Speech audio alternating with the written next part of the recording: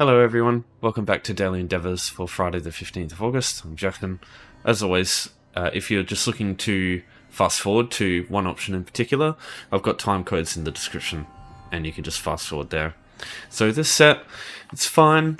There is one DLC requirement with void creatures. You need either Markarth or you need the Necrom DLC for this. You can theoretically do this in Infinite Archive, but it is so rare to get any void creatures at all. I think there's one boss that counts, because unfortunately, even though Dromothra are considered to be creatures from the void, they don't count, unfortunately. So, yeah, I wouldn't do this one anyway, though. Personally, I do these three here, but all the options are okay. They all require a little bit of effort, but they're all okay. Yeah, they're not terrible. The only thing is, pickpocketing, you will likely get a bounty if you do this. Just keep that in mind. So I'll start with Infinite Archive. This is the only one that is not influenced by other players in any way, because siege weapons, campaigns can be affected by players. Dual themes, if other players grab them, can affect you. Void creatures, this is going to be especially the case, because all the places are overland, so other players can really stop you from being able to do this quick. And then pickpocketing, if another player kills an NPC that you want to pickpocket, you can't do it. There is one instance wave, but you need Dark Brotherhood or Thieves Guild. Oh no, not even Thieves Guild, that doesn't work. Yeah, just Dark Brotherhood. Okay, so starting with Infinite Archive. In order to find this, you need to go to the main world map. It's found in the Apocrypha DLC. Now, it is possible to get here on foot, but in any case, it's just much faster using a way shrine, because you have this unlocked by default. So you can just left click to travel inside whenever you're ready. So 2 verses, that's 2 stages. That's not much work. It's like a couple of minutes. The difficulty of Infinite Archive on the first waves is very low. I'd say if you can do a normal dungeon on your own, like a old normal dungeon, you can do a Infinite Archive stage. It definitely ramps up in difficulty as you go to the later stages and later arcs, but the first part is pretty straightforward. Alright, so the first wave will have 3 enemies, always. There'll be 2 melee, 1 range enemy. My advice is stick on the ranged enemy, and the melee enemies will come to you.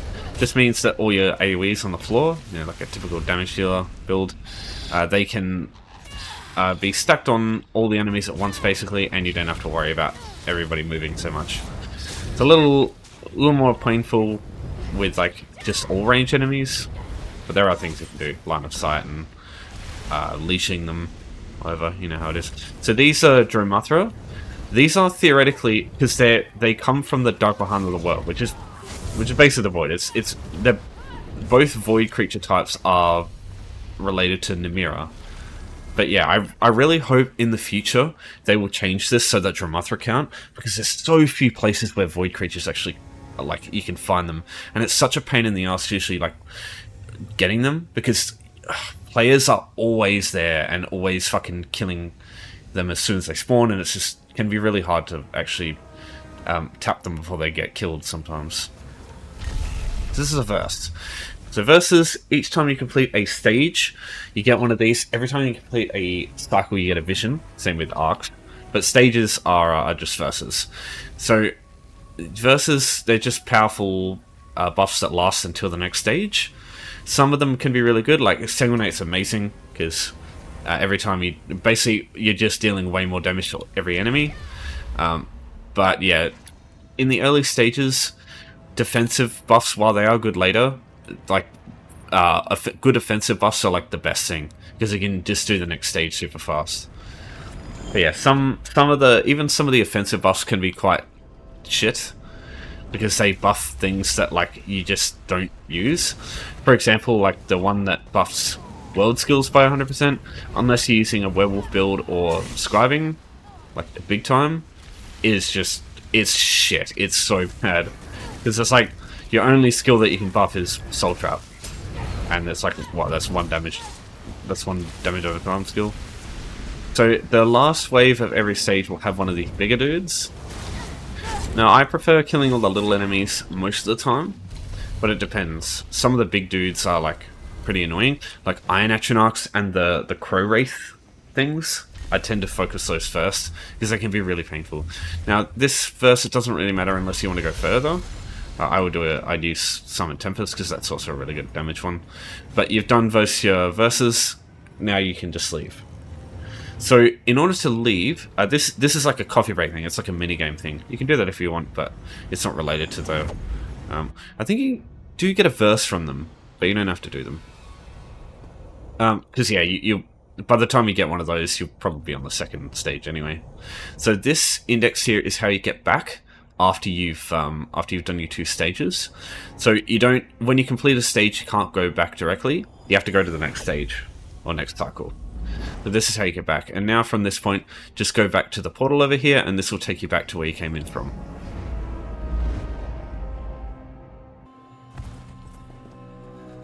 Okay. Now we're talking about dual seams. So anything with seam in the name is what you're looking for these. Now let me first show you a website you can look at. This is unofficial Elder Scrolls pages. They have a like a page that shows all the different jury seams that you can find. There's 5. I think it's worth looking at these because if you can figure out like which ones will spawn for you, it'll allow you to easily find them because you know what you're looking for. So to find out which ones are spawning for you, on this character there's 2, it's a 50-50 split between your engraver passive here and your level. So right here you can see it says Peter Ounce, this is one of the things that spawn, and I'm currently max level. If you look here, this is what spawns based on your character level. So because I'm max level, platinum spawns, but say if you're on a level 30 character, you'd get pewter and you'd also get copper. So if you either scroll over these or scroll over these, it shows you what the node looks like. So here's pewter. So this is the other one that spawns. Oh yeah, I should mention, every pewter or every jury seam has a, like, they share their spawns with metal ores. So everywhere that you've seen a blacksmithing ore spawn is the place that a jury seam can spawn. So if you're unable to find any jury at all, like any jury seams, maybe just mine some blacksmithing ores and then like check later, and those places might have one. Here's another jury seam that's platinum. There's another one. So yeah, you get the picture. Just looking for these. Now, there's a couple more things I will show you that can like help. So one, Keen-Eyed Jury here. This passive, when you get close to Jury, it lights them up, has like a shiny effect on them. So it's easy to spot them in the wild. If you're still struggling to find these nodes, you can use this. There is an add-on as well. It's called HarvestMap. I will link this in the description so you can find it yourself in ESO UI. What this does is when you locate a node and harvest it, it will put a little pin on the map, and what that does is in the future, if you want to check this area again to like backtrack to places you've found blacksmithing or jury nodes in the past, you can use this to just go back to these pins here, check them, and you can see there's another blacksmithing ore here. So sometimes there would be a jury one here. So you can use this to just accurately find a bunch of nodes in a just in a pattern, and that way you're not just stumbling around trying to find anything you can see. You can see here there's another one. So you are certain of the locations of them because they always spawn in the same spot. It's just sometimes they spawn there, sometimes they don't. One last thing, the passive Master Gatherer, if you get this, it reduces the time it takes for your character to do the mining animation. So yeah, if you want to shorten the time it takes this slightly, you can also use that. But it's not super important. I should also mention, normally I would recommend Craglorn for this, and I suppose I still do. Because Craglorn, it's got tons of nodes. Like, you look at this place here, it's fucking everywhere. The issue that and Nerncroc. Craglorn's the only place you can get the Nerncroc's trait item. And those can sell for a lot, or you can use them and they're very valuable. It's just that right now, with the weekly being harvest resources from the world. With the Golden Pursuit, having a harvest resource from the world, like a massive one with vouchers, a lot of people are still doing this right now, and it means that Kragnon is much more busy than it normally is. But just understand, Kragnon isn't the only zone you need to look at. Every zone has its fair share of all the different node types. It's not like you go to one and it's just like a guaranteed thing. There's definitely some places which will get you more nodes than others. The fuck? Why am I in combat? The hell? Interesting. Sorry, before I was really interrupted. You can go anywhere. There's just it'll definitely be that certain areas of the map will probably have more. Like in Kragnon, there's not many that I usually find over this location, but then there's fuck tons that I find over this side. So yeah, just kind of pick a zone and get used to it, and you'll find that it's done quicker usually if you do that. But yeah, Kragnon is without a doubt the most busy zone, and for good reason. It's very lucrative. Okay, next up, dealing damage with siege weapons. You need a siege weapon to do this. My advice is to grab yourself a 5-volt ballista. Just a single one is fine. Preferably from a guild store, but there are options to buy them in Cyrodiil. It's just that they're much more expensive. So, going to a guild store, in order to find guild siege weapons, you go to, down the bottom, miscellaneous siege, and you're looking for a 5-volt ballista. Now make sure the ballista you buy is the one that is your faction, otherwise you won't be able to use them. If I bought these Covenant ballistas on this Dominion character, I wouldn't be able to use them. Now you can see here, there's some here that are very, very cheap. The ones in Cyrodiil, they cost 750 gold each, so my advice is to buy these from a guild trader whenever you can. But yeah, just make sure you find the correct alliance ones.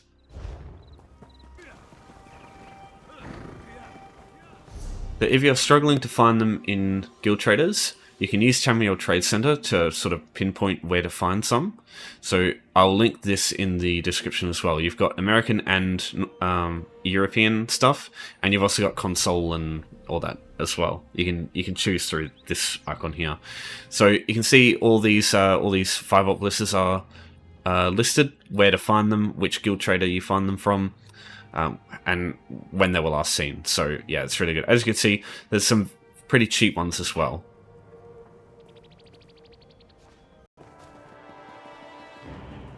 For locating siege weapons in Cyrodiil, there is a siege merchant at each of the gates when you first get in. You can find them here. So yeah, you'll find your alliance ones. As you can see though, they're much more expensive. They always look at the options in guild traders first. So, my advice here, so in the tooltip, it says to play as guards or keeps. I personally just ignore that shit. You can damage anything in Cyrodiil so long as it's hostile. It will count for this.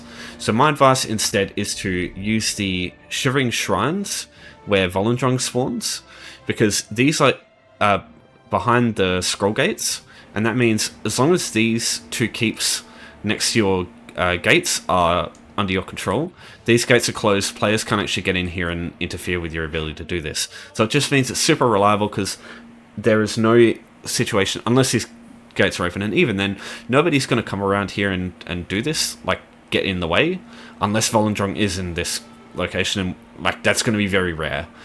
So yeah, my advice is use these. So you've got the Old Merry one here, you've got the Daggerful one found here, and then you've got the Ebonheart Pact one located over here. So just head to these locations once you've got your siege weapons, and I'll show you what to do once we get there. Okay, so I prefer to get into a location where the enemies here can't actually reach me. The reason for this is they don't have a lot of health, so if you shoot them too much, they die very quickly. And that's a problem for other people, because if they die, you have to wait for them to respawn. In the rare circumstances somebody else wants to do this on the same alliance, on the same campaign as you, it just means they're inconvenienced.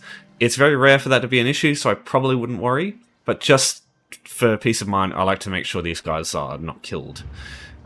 Because what happens is, if you get into fights with them and they de-aggro, they get all their health back. So you can just shoot them once, it won't kill them, and then you can just let them reset and other people can shoot them. So you go to your quick slot bar to find your siege weapons here. So I've got a couple here that I've prepared earlier.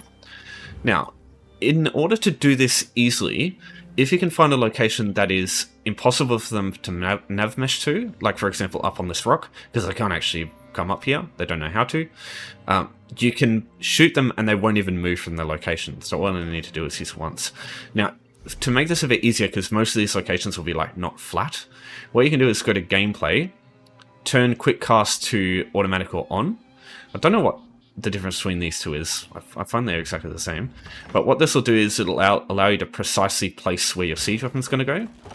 And so you can place it up here. And what I'm going to do is try and line it up so I hit these two here. Because 2 targets is all you need. Oh wow, I got all 3 anyway. So there you go, 1 shot with them, and that's all it takes to get all the damage. If you hit 1, you'll have to hit them twice, and that's a problem, because then you'll kill them. But yeah, if you can hit 2 at once, that's all you need, because the extra flame damage will do enough to get the endeavor done. So yeah, very quick to do that one. Mostly just getting to the location, and for me, just making sure I don't get these things killed. If you do need to set up down here, like, for example, for the Daggerfall one, sorry, where the fuck am I going? I struggled to do this without like them running to me because I find there's like no good locations above. What you can do instead is when you shoot it, you know what, fuck it, I'll show you. So when you shoot it and they come after you, just wait for it to reset the siege weapon. Spam the key to put it away. It's X on keyboard. And then roll it away and just run. Preferably if you're a Nightblade or you have Cloak, you can use that to go invisible so they can't even attack you. And then they'll reset quicker. So there you can see they've de-aggroed, they're running away, and now they have all their health back. So they're all set for somebody else to attack now. Yeah, like I said, don't have to do that, but it just makes it, you know, better for other people in the long run. What can I say? I'm a philanthropist at heart.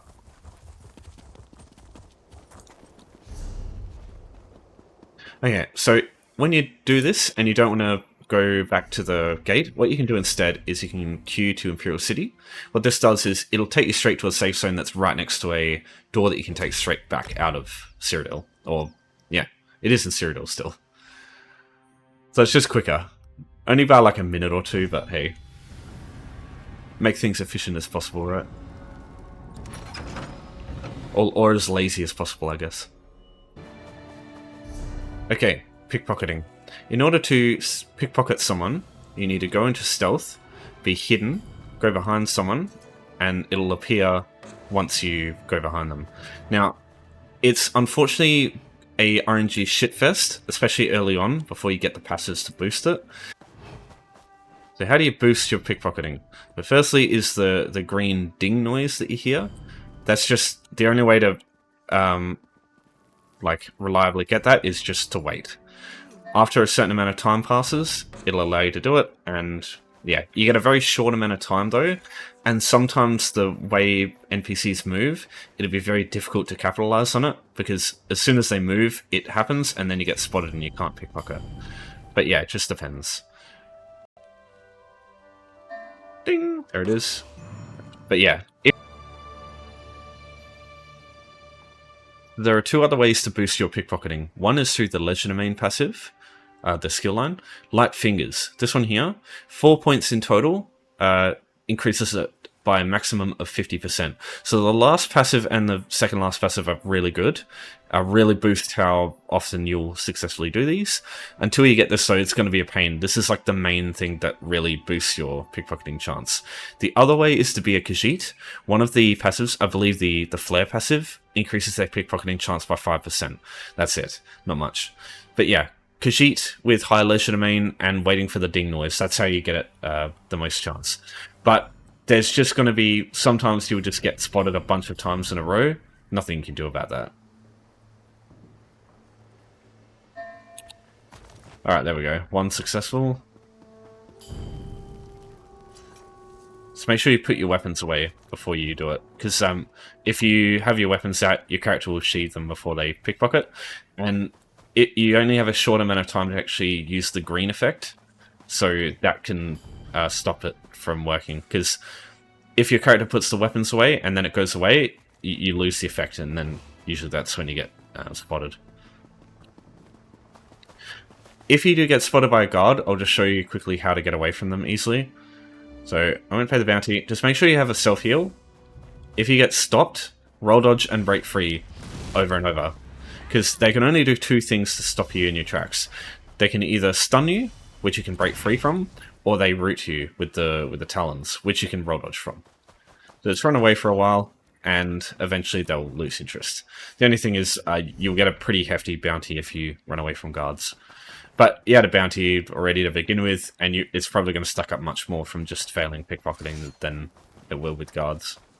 And if you're really worried, just accept the bounty and give your stuff away. It's fine. But yeah, that depends on if you need the gold or not. Also, in Auradon, these people here, these are Eyes of the Queen, they don't actually exist. Apparently they're a figment of our imagination, or they're not snitches, and they'll let you pickpocket. But yeah, they won't actually spot you. It's the acolytes who will. Alright, so one of the biggest problems you'll have with pickpocketing is if someone kills the people that you're trying to pickpocket, it will you can't pickpocket dead people. So other players can impact this pretty heavily. What you can do is, if this happens, you've got two options. Either you just go somewhere else. For example, like you could go to... What I usually go is like Bergama, because Auradon, it's very easy to get here and use this place, but this is, again, it's like everybody else has the same idea. It's like the easiest place to get to. Whereas places that aren't as like visited are really good, because usually the people are still alive there. So Shadowstula has a ton of people you can pickpocket. Yeah, Bergama is usually a place I go. Like rare places like Nemulton, you know, things like that. Places where you can just, there won't be as many players because it's not as easy to access. They will be usually, the chances of people being alive there are much higher than Auradon. Sometimes this place is just completely cleaned out by people. The other option for pickpocketing in peace, basically, is if you have the Dark Brotherhood skill line and the Dark Brotherhood DLC, you can use Black Sacraments. There are lots of civilians in those, and you can actually pickpocket them, and they're instanced. So nobody else can actually come into the Black Sacrament that you do, so nobody else can actually kill them if you just want to pickpocket them. Really helpful as well.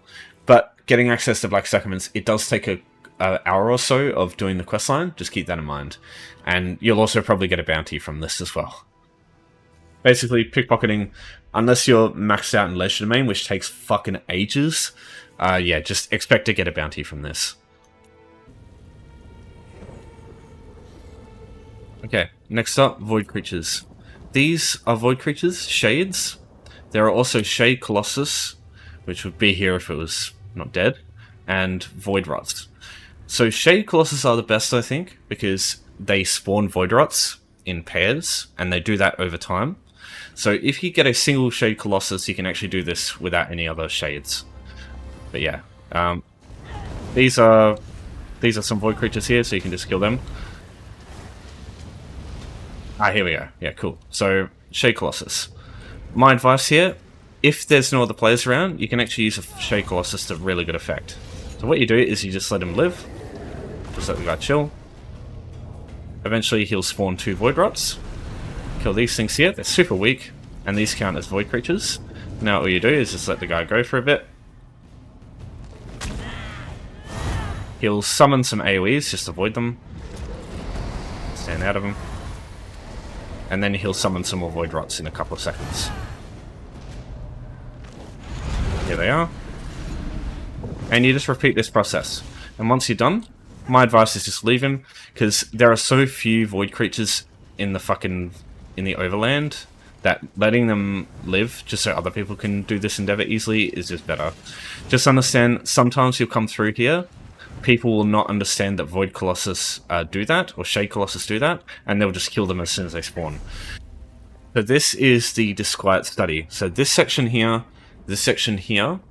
they have shades in them. Not very many. There's probably 10 in this whole place. So this is in Apocrypha. So if you don't have Necrom, you can't access this. You find this in the Squat Study. The quickest way here is through Home Tools using Tower of the Unutterable Truth. You can also get this way shown eventually to get there quick as well. But yeah, either of these here are about as quick as each other. And there is only, unfortunately, one Shade Colossus in here. So if you are trying to use that and another player kills it, tough luck. There are other locations where you can find void creatures. In Markarth, there are 2 locations I suggest. Firstly, Fourscore Lookout, this world boss here. It's a void mother, and she spawns a lot of shades, which count for this endeavor. The only issue is, again, it's an overland area. If someone else comes and kills them, you have to wait for it to respawn. Just like the stuff in Disquiet Study, it can take quite a few minutes for this to actually come back up. It's also quite tough to do on your own. The world bosses in Markarth aren't the easiest. The last location is in Blackreach Arcsand Cavern. It's the Library of Arcsand over here. For the Library of Arcsand, to get here for the first time, start with the way shown you begin with in Markarth, and head north to Arcsand Great Lift.